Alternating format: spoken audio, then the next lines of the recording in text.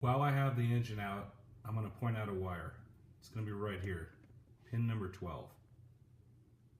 So when you pull this off of here, you'll notice that all of these pins are numbered. Number 12 is going to be the middle row, and it's going to be all the way along this leading edge. And if you take this top part, you'll notice it's going to be this gray wire here.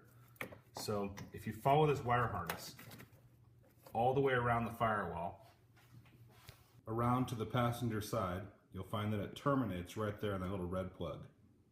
So when you look at the plug and you find out which wire it is, it'll be the middle one on this top edge here, which will end up plugging into this blue one here and being this empty socket with no wire coming out of it. One right in the middle. So basically I need to add a wire to that plug. So I grabbed one from a donor Jeep. What I'm going to do on that plug is pop one of these little white tabs out of there and make room for one of these wires. I'm going to remove the wire and the metal socket and everything on the end of it and run it through the rubber boot on this plug over here and put it into place so that when I plug them together, I'll have a nice pigtail for my high idle switch. So you just kind of pry this plastic tab out of here. I'm going to grab the one with the longest pigtail and the thickest gauge wire, which will be this green one here in the corner. So what I'm going to do is just pry up on this little plastic tab above that metal connector and slide the metal connector out, like so. I can pull it out of the socket and then pull it through the rubber boot. And that's what I'm left with. When you're popping the cap off of this plug over here, all you really have to do is get a screwdriver or something underneath the edge and kind of pry it open and pop it back. It'll come right up and off of there. It also helps to peel the tape back off these wires and straighten them out so that this cap will slide right off of there. You want to make sure which plug you're going for, and then pop that pin out of there.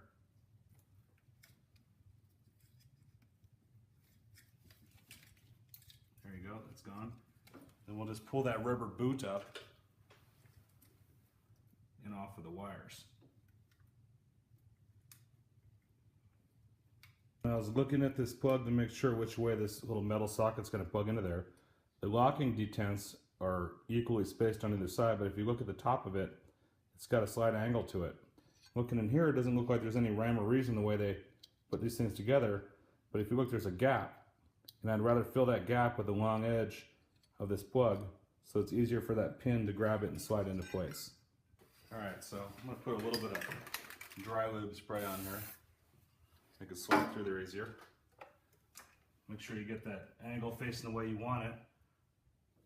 Slide it through the cap. Then through the boot. And then into the plug. Easy for me to say. Alright, so I've got it in place, got it started into the socket. I'm just going to push it the rest of the way in until it snaps in place. There we go. Looks good on this side. Put the rubber boot and everything back together.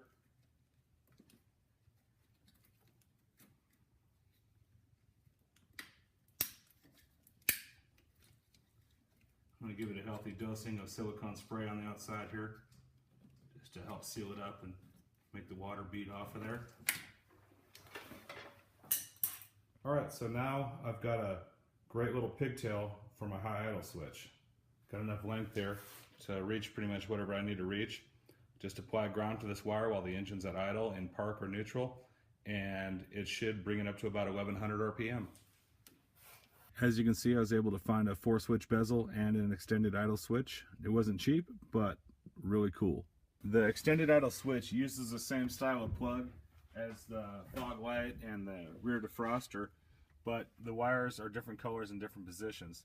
So I took a fog light plug, got it from Timbuk3, shaved off the little tab so it would fit the back of this new extended idle plug, moved all these colored wires around.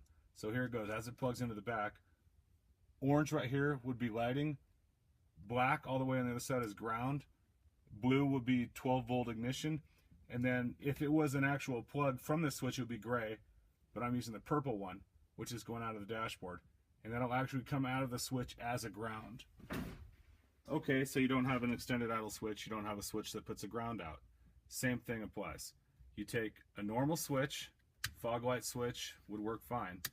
Whatever kind of switch you want. You get 12 volt power in and a ground for the light, and you get 12 volt power out. We'll send that to a relay and then use your accessory on the relay as a ground. Here's how you can send negative power ground from a switch that's positive using a relay. So normally you go from the battery to a little 5 amp fuse, up to the switch, out of the switch to this terminal on the relay. When it grounds against this terminal, it connects this terminal to this terminal. Normally what would happen next is power would come from the battery to the 20 amp fuse, from the 20 amp fuse to this terminal, and then from this terminal to your accessory, your lights, whatever you're running. What we're trying to do is get ground to pin A12.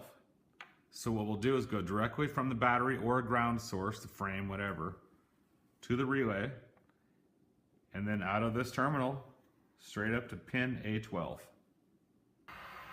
All right, you can see where I've run that protective split loom over the green wire coming up the firewall, and this purple wire is also protected. It's coming out of the firewall from my switch panel. Need to melt that connection together, and I'm good to go.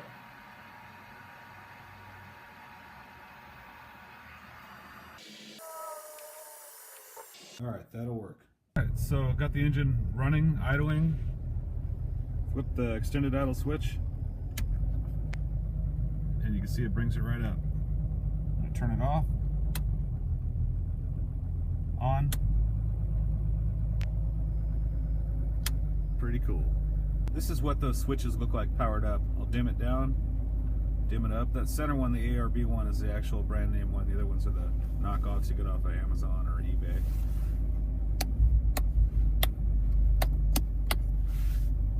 Give this mod a try. You could probably get it done for 20 to 30 bucks. Pretty clean. Thanks for watching.